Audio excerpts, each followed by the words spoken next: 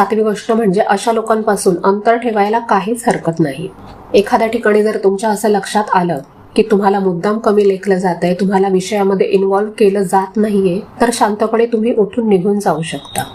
कदाचित हे तुम्हाला स्वतःला आणि इतरांना सुद्धा ऑकवर्ड वाटेल, पण निदान ती गोष्ट तुम्हाला खटकलीये हे तरी इतर लोकांना समजेल. बऱ्याचदा हे लोक अगदी जवळच्या नात्यातले असतात, रक्ताच्या नात्यातले असतात.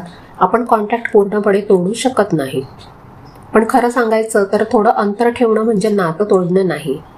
फक्त त्यांच्याशी रोज रोज बोलण्याचं बंधन ठेवायचं नाही, कमीत कमी इंटरॅक्शन होईल असा प्रयत्न करायचा. सणावाराला भेटलो तरी कामापुरतं बोलू शकता, पण जास्त इन्व्हॉल्वमेंट ठेवायची नाही.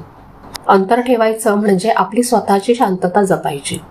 रोज रोज कटू शब्द ऐकून दुःखी होण्यापेक्षा अशा लोकांशी मर्यादित इंटरॅक्शन ठेवणं जास्त योग्य आहे. आठवी गोष्ट करायची ती म्हणजे स्वतःची अशी एक सपोर्ट सिस्टीम तयार करायची. कारण काय होतं की जवळचीच नाती अशी टॉक्सिक असतील तर त्यांच्यापासून अंतर ठेवून राहायचं म्हणजे मग आपल्या भोवती एकदम शांतता निर्माण होते. म्हणजे जवळ आपल्या कोणीच नाही असं आपल्याला वाटायला लागतं आणि आपण एकटे आहोत की काय असं वाटायला लागतं.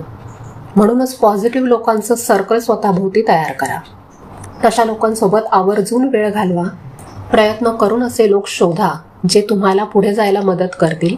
एखादी मैत्रीण जी जजमेंट न करता ऐकेल, एखादी बहीण जी प्रॅक्टिकल सल्ला देईल, किंवा अगदी काउन्सिलर जो प्रोफेशनली मार्गदर्शन करेल. कारण कधी कधी असे सल्ले मिळतात की ते आपल्या मनातला राग वाढवतात, शांततेपेक्षा वादच वाढवतात.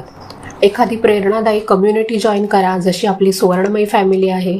कधी गरज भासली तर प्रोफेशनल हेल्प ही सपोर्ट सिस्टीम आपल्याला आठवण करून देते की हेल्दी नाती ठेवणं शक्य आहे.